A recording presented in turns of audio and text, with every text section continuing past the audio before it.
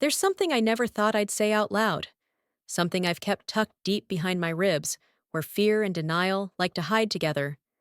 But I'm going to say it now, because maybe someone needs to hear this. Maybe someone is living what I lived and hasn't found the words for it yet. My husband wasn't always controlling. He wasn't always silent.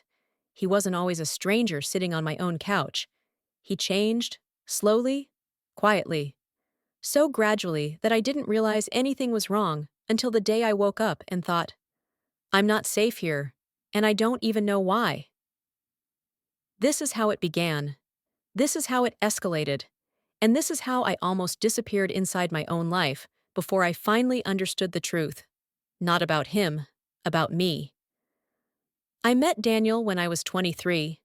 Not lost 23. Not miserable 23. Hopeful 23. The kind of age where you really think life is about to start being kind. It was raining that day. I was juggling a coffee, my bag, and a stack of textbooks I couldn't afford. The coffee shop door swung shut faster than I expected. Everything slipped. Books hit the floor, papers flew, my cup tipped, lid popping off, coffee splashing over the tiles. I froze. People looked over and then looked away. Except him. He was out of his seat in seconds. He knelt down beside me, gathering soaked papers and apologizing, even though it wasn't his fault. I'm so sorry, he said, laughing softly. It attacked you. You okay? I laughed too. And I don't know, maybe that's when it started. That feeling that the world had narrowed down to just two people on a coffee shop floor. He bought me a new drink, sat with me, asked me questions like he genuinely wanted to know the answers.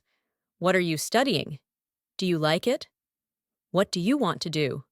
I remember thinking, he really listens, not just waiting for his turn to talk, not glazing over when I mentioned boring details. He laughed at my jokes, teased me gently, told me about his job, his plans, his family. By the time the rain stopped, I didn't want to go. When he asked for my number, I said yes without thinking twice. It felt obvious, like saying no would be the unnatural choice. Our relationship moved fast, not chaotic fast, just easy fast.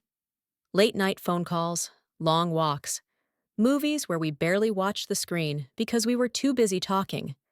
He'd show up at my job with lunch, remembered my favorite drink after ordering it once, texted me good morning and good night every day without fail.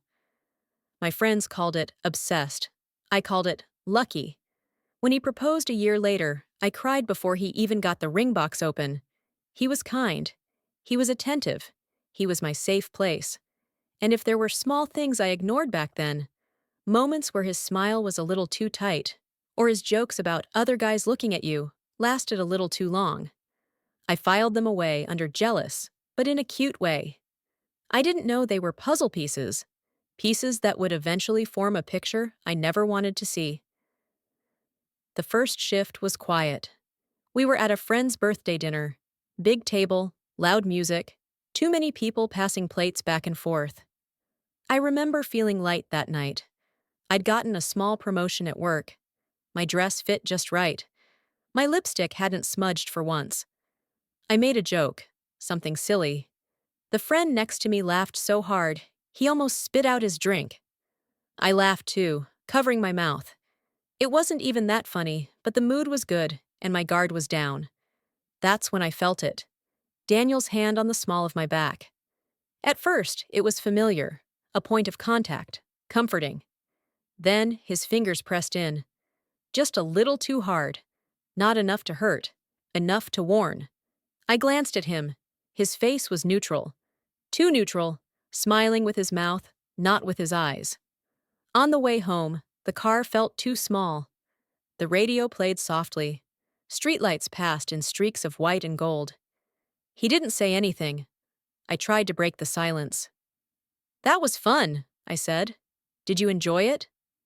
He shrugged, eyes on the road. You're different around them, he said. I frowned. Different how?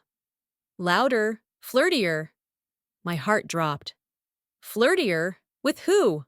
I laughed, but it came out thin. He sighed. You're asking the wrong question.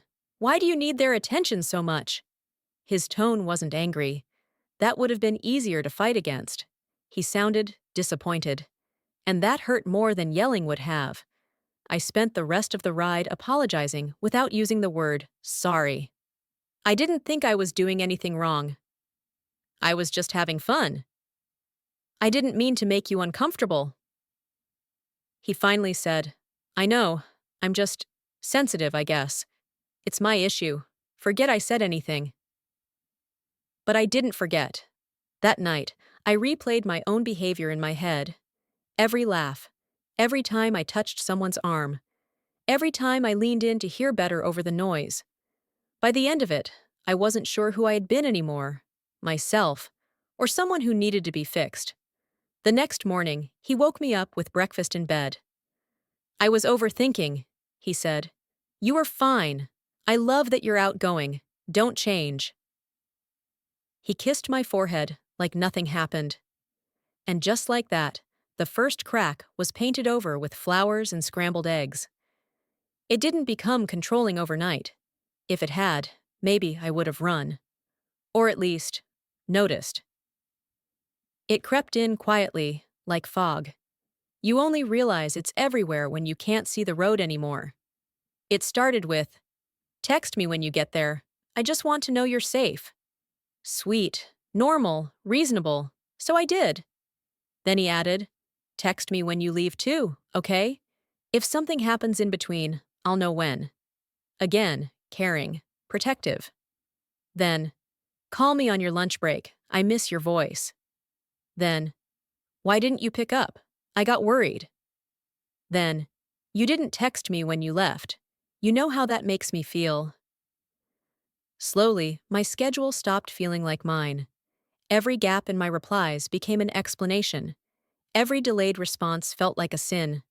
I stopped staying late at work, stopped grabbing coffee with coworkers after my shift. It wasn't worth the tension. Then came the close. At first, it was playful. That dress is going to kill me, he'd say. Then, that dress is going to make other guys stare at you. Then, incrementally, you don't need to wear that to the office. You know they don't respect you if you dress like that, right? Why do you need that much makeup anyway? I started changing before leaving the house. Less color, less skin, less attention. I told myself I was maturing, finding my married style. Then came my friends. He didn't like Melissa because she liked drama. Didn't like Tara because she was too single to understand married life. Didn't like my coworker Sam because he clearly has feelings for you. We argued sometimes. Quiet arguments. The type where nobody raises their voice, but things are said that echo for days. You're overreacting. I'm just being honest. I'm trying to protect what we have. Protect? That word again. I think the worst part was that he made me doubt my own motives. Was I dressing up for myself? Or for attention? Was I laughing because I was happy? Or because I wanted to be noticed? He never said the sentence out loud, but I heard it anyway. You can't be trusted with your own freedom. So little by little, I handed pieces of it over. For peace. For comfort. For love. Or what I thought was love. When we bought our first house, I thought, this will fix everything. New neighborhood, new routines, more space, less stress. He was excited. Obsessively so. He spent hours online looking at fixtures, locks, home systems. Security is everything, he said. We're not in an apartment anymore. This is ours. We have to protect it. He installed cameras the first week. Just the front door and the driveway, he said. Basic safety, package thieves, you know. It made sense. Then a camera went in the backyard, then the side gate, then the garage. One afternoon, I came home and saw him standing on a stepladder in the living room, drilling into the wall. What are you doing? I asked. Indoor cam, he said. Break-ins happen all the time. We'll feel safer knowing we can see everything. I hesitated. Everything? He laughed like I was being cute. You're home alone a lot, babe. What if something happens and I'm not there? At least I'll be alerted. He always had a reason, always logical, always wrapped in protection. By the end of the month, there was a camera in the living room, one in the hallway, one in the kitchen, and one pointed at the back door. The only room without a camera was the bedroom. "Why not in there?" I asked once, half joking. He smiled. "Because I trust you in here," he said, "and I don't want anything between us in this space." I remember feeling guilty for even asking. For a while, I ignored them. The cameras. Told myself I'd forget they were there. But I never did. I felt them like eyes on the back of my neck when I walked through the hall, when I danced around the kitchen to music while cooking, when I cried alone on the couch. One night, I paused mid-step in the kitchen. The tiny blue light on the camera was on. Recording. I looked up. "Are you watching me right now?" I texted him. He replied almost immediately. "Relax. It's motion activated. It's just a system." I wanted to believe him, but the house didn't feel like a home anymore. It felt like a stage, and I was always being watched. It wasn't just the house, it was everything.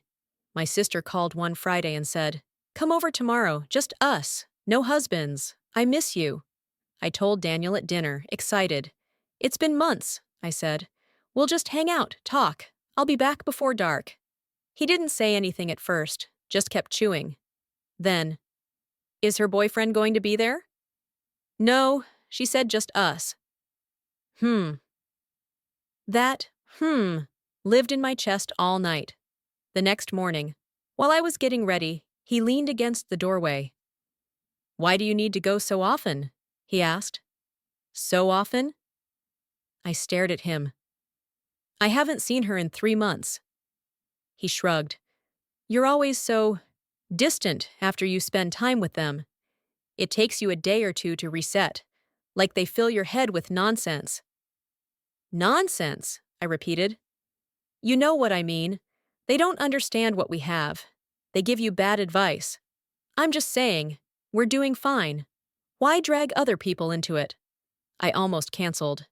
But something inside me whispered, "Go." So I went. At my sister's, I laughed for the first time in a while. Laughed until my sides hurt and my mascara smudged. I told her a watered-down version of everything. Nothing too serious. Nothing that sounded like, "Help me." Just enough that she frowned and said, "He sounds different. Are you okay?" And I did what so many of us do. I lied. "I'm fine. He's just protective." My phone buzzed. Then again. And again. I checked it. 6 texts, 3 missed calls, 2 video calls. I answered. His face filled the screen, eyes tight. "Why aren't you answering me?" he asked. "I'm with my sister. We're just talking. I didn't hear." "You always have your phone. Don't lie to me. Are you ignoring me?" My sister grabbed the phone. "Hey," she said, forcing a smile. "She's with me. She's safe. We're just hanging out." His jaw clenched. "I wasn't talking to you," he said. The silence after that was heavy. I went home early, to avoid a fight, to smooth things over. That night, he didn't talk much. Didn't have to. I learned the lesson. My world got smaller, one visit at a time. One concern at a time. One uncomfortable conversation at a time. Until leaving the house felt less like an option and more like an act of rebellion. It was a Tuesday. Nothing dramatic about the day. Work. Dishes. Laundry. Daniel went to bed early, claiming a headache. Around midnight, I woke up with my heart racing. No nightmare. Just a spike of anxiety. The air in the bedroom felt too thick. I needed water, maybe air. Anything. I slipped out of bed quietly and padded down the hall. When I reached for the front door, the handle wouldn't turn. I frowned and turned the lock. Still stuck. I jiggled it harder. Nothing. I tried the deadbolt. It was already unlocked, but the door wouldn't budge, not even a little. I moved to the back door. Same thing. Deadbolt unlocked. Door sealed. A prickling sensation crawled up my spine. I checked the windows. They all had new latches now. Strong, stiff, secure. Panic started rising. "Daniel!" I called softly, not wanting to wake the whole neighborhood with my fear. He appeared at the end of the hallway, rubbing his eyes. "What are you doing?" he asked. "The door's stuck," I said. "Both doors. I can't open them." He sighed, like I'd woken him up for something silly. "Oh, that. I installed smart locks today." "Smart locks?" I repeated. "Yeah, it's controlled remotely now," he said. "More secure. The app auto-locks at night. Didn't I mention it?" "No, you didn't mention it," I said, trying to keep my voice steady. He shrugged. "I'm telling you now. It's safer this way. You worry too much about everything, and I worry about you. I don't want anyone breaking in while we're asleep." I stared at him. "But what if I want to go outside?" He frowned. "Why would you need to go outside in the middle of the night?" "I don't know, Daniel. Maybe I can't sleep. Maybe I need air. Maybe there's a fire." "If there's a fire, the system unlocks automatically," he said. I checked. "Just trust me." Just trust me. The words felt like a command now, not a comfort. He walked back to bed, and I stood alone in the hallway, doors locked around me, not by accident or by oversight, but by design. That was the first night I realized something. I couldn't leave my house without his permission, and that thought stayed with me long after the lock screen faded from his phone. The phone calls started after the locks. At first, I thought nothing of them. Everyone has work calls, spam, wrong numbers. But these were different. They always seemed to come at the same times. Late evening, or very early morning, right after he checked the cameras, right after he paced the living room in silence. His phone would buzz. He'd glance at the screen, and his entire body would change. Shoulders tense, jaw tight, eyes darker. He'd say, "I have to take this," and step outside, or into the garage, or sit in his car with the door shut. Once, I followed him quietly and peeked through the kitchen window at the driveway. He was in the driver's seat, on the phone, talking fast. I couldn't hear his words, just the tone. Defensive, sharp, like someone backed into a corner. When he came back in, I pretended to be scrolling on my phone. "Who was that?" I asked casually. "Work?" he said. "At this hour?" He shrugged. "Business is business." I wanted to press. Something inside me screamed to press. Instead, I swallowed the questions. A few nights later, I heard his phone buzz on the nightstand while he was in the shower. The screen lit up. Unknown number. I shouldn't have looked. I know that. I picked it up anyway. One preview line from a text stared back at me. Greater than, "You're late." "They're not happy." My heart pounded in my throat. When he came out of the bathroom, towel around his waist, I placed the phone back where it was. He saw my face and paused. "What's wrong?" "Who keeps calling you?" I asked quietly. His eyes narrowed. "Don't start." "I'm not starting anything, Daniel. I'm asking. You leave the house late, you take calls outside, you lock the doors from your phone. I feel like I don't know what's going on." He exhaled, long and tired.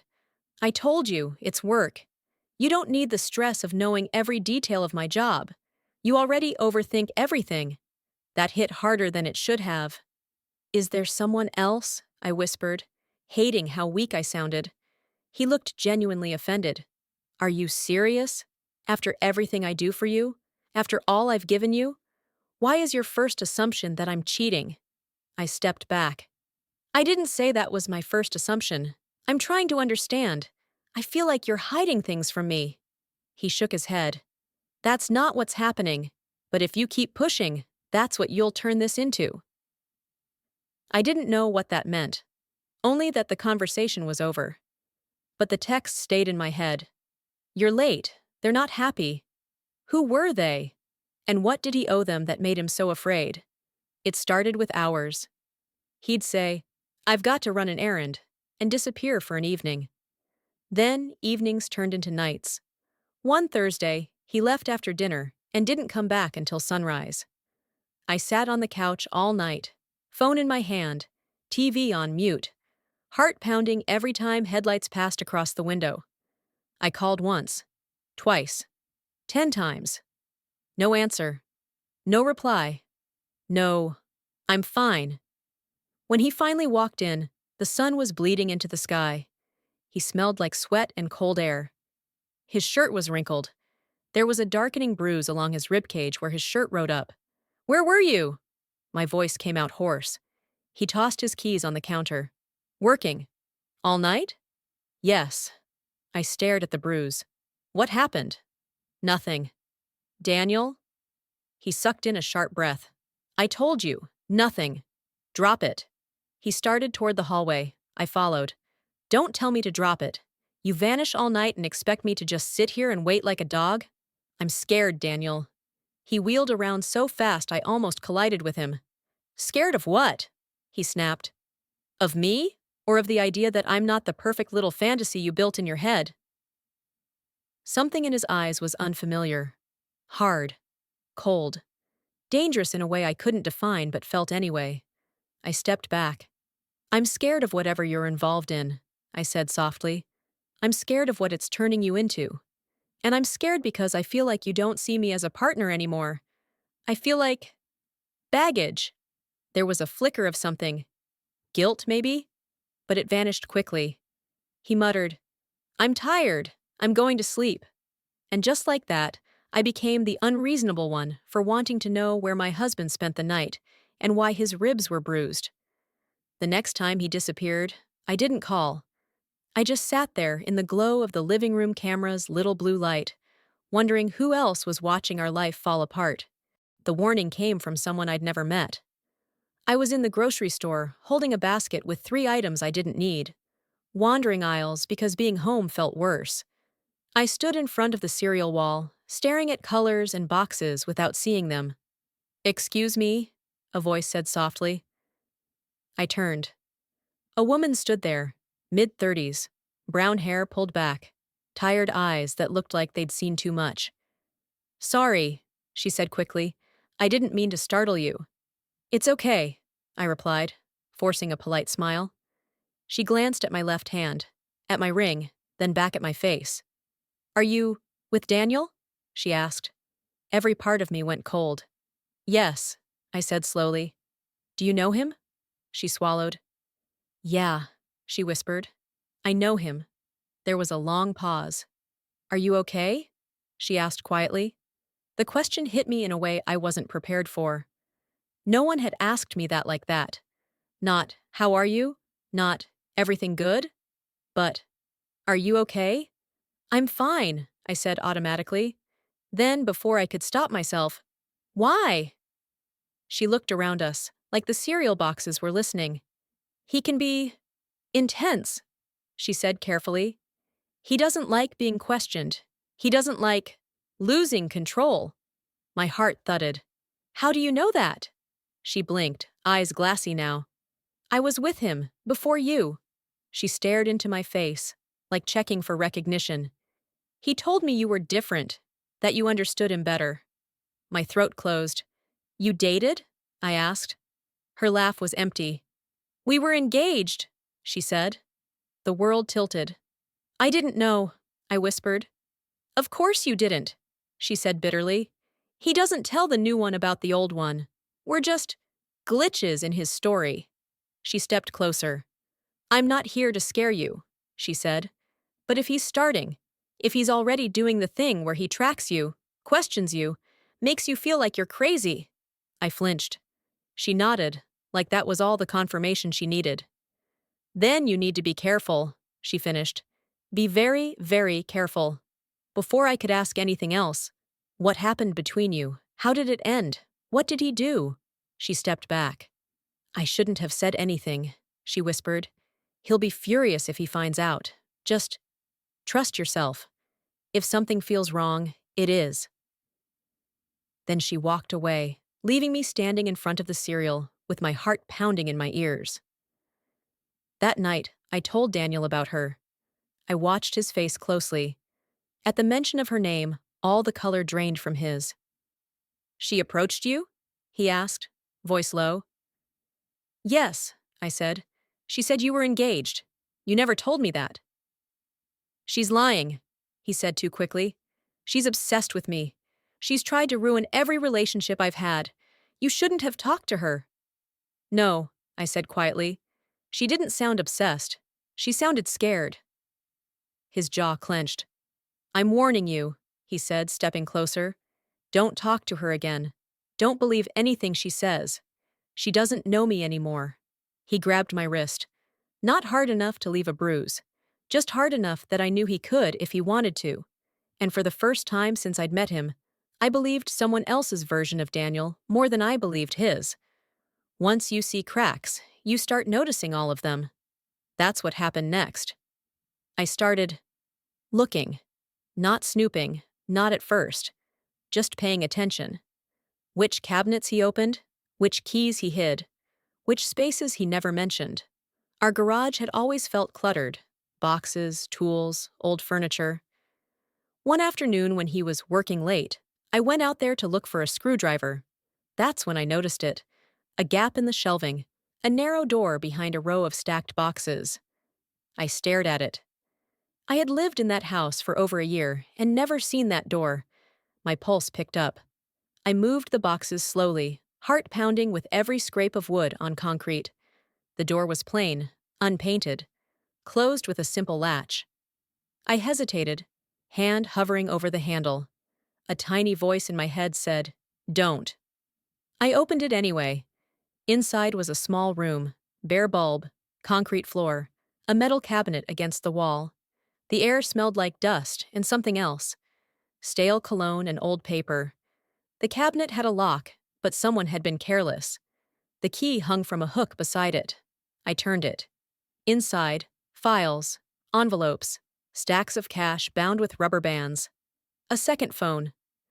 My fingers shook as I reached for it. The phone lit up when I touched it. No password. Messages filled the screen. Unknown. You're late. Unknown. We don't like excuses. Unknown. If you don't have it by Friday, it won't just be you. My vision blurred. I scrolled further. Pictures. Not of me. Of other women. Other houses. One photo hit me like a punch. It was the woman from the grocery store, smiling in some kitchen that wasn't mine. A text under it. Greater than, she bought it, she thinks we're starting over. My stomach turned. Another thread. Another name. Different years. Same tone. Same pattern. He'd done this before. He was doing it now. The phone buzzed in my hand. A new message popped up. Unknown. Did she find out? Every cell in my body froze. I had no idea if she meant me or someone else. But I knew one thing. Whoever they were, and whatever Daniel was involved in, I was collateral. I put everything back exactly how I'd found it. Phone, cash, documents. I closed the door, moved the boxes, went back inside. I stood in the kitchen, staring into nothing, feeling like the entire foundation of my life had just shifted sideways. When he came home an hour later, I smiled like nothing was wrong. Because now I had a secret too. You'd think the breaking point was loud, explosive, some big dramatic moment. It wasn't. It was quiet. We were sitting at dinner, 2 plates, 2 glasses of water, the clink of cutlery against ceramic. He was scrolling on his phone again, lips pressed thin, eyes moving fast. I watched him. Not the way a wife looks at a husband, the way a stranger tries to read a stranger who could hurt them. Who are they? I asked. He didn't look up. Who is who? The people you're scared of, I said. The people you owe. The people who text you threats. The ones who say they won't be happy. His hand froze over the screen. Slowly, he set the phone down. What did you say? He asked quietly. You heard me. His eyes narrowed. How do you know what my messages say? I held his gaze. I found the phone, I said, in the room behind the garage shelves. He looked at me, then like I'd just spoken a language he didn't know. You went in there, he said flatly. Yes. He stood up. The air in the room changed, thickened. You had no right, he said. You had no right to build an entire second life behind my back, I snapped. His face twisted. I did what I had to do, he said. You don't know anything about what I deal with. You sit here in this house that I pay for, protected by systems I installed, eating food I bought, and you. Am I supposed to thank you for locking me inside? I cut in. For tracking my movements? For isolating me from my family? For doing. I choked on the next words. For doing this to other women before me? That stopped him. For a second, raw fury flashed in his eyes. Then something else. Fear. She talked to you, he muttered. The woman in the store? Yes, I said. And you know what? I believed her.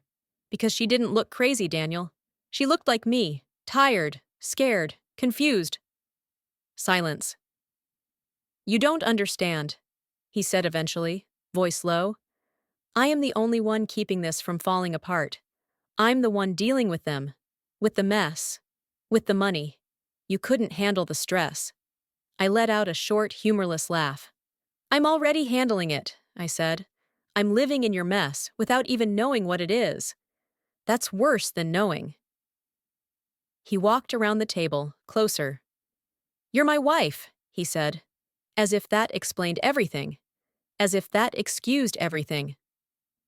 I was, I said quietly, before you turned this marriage into a prison. His jaw flexed.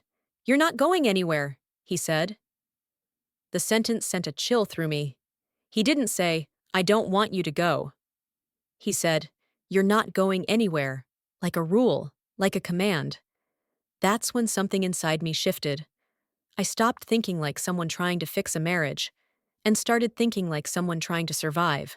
You can't just walk away from someone like Daniel, not when he knows your routines, your passwords, your family, your fears. You have to plan. Quietly, carefully, in spaces where the cameras can't see you. I started small. I forgot my phone in the bedroom sometimes, when I walked to the mailbox. I took longer in the bathroom, writing down important numbers from documents I found. I opened a hidden email account at work, created a new online banking profile tied to it, had my paycheck split, some to our shared account, a small amount to the new one. It wasn't much, but it was something that was mine. I checked every angle of the living room camera and found a blind spot, a little wedge of wall beside the bookshelf. I stood there at night, whispering notes into my mind like prayers. Passport in nightstand drawer. Birth certificate in file folder under taxes. Garage door opener in the second drawer. I pretended everything was normal, cooked, cleaned, laughed when he made jokes. I watched him grow more distracted, more consumed by whatever they were demanding. That's what saved me. One night, he threw on his jacket and said, I have to go out. Work thing. I'll be back late. Don't wait up. My heart sped up. This is it, the voice in my head whispered. Move. As soon as the door closed, I got to work. I packed one bag, just one. Clothes, documents, the small cash I'd managed to stash from grocery money. I grabbed the second phone from the hidden room, hands shaking so hard I almost dropped it. I stood in the hallway, staring at the front door. The smart lock stared back at me. Cold, silent. I opened his laptop on the kitchen counter. I'd watched him use the app enough times, enough to know where he clicked. I logged into the system, guessed the password on the third try. Our wedding date. For a second, that hurt more than anything. In the lock settings, I found what I needed. Override. Manual unlock. I clicked it.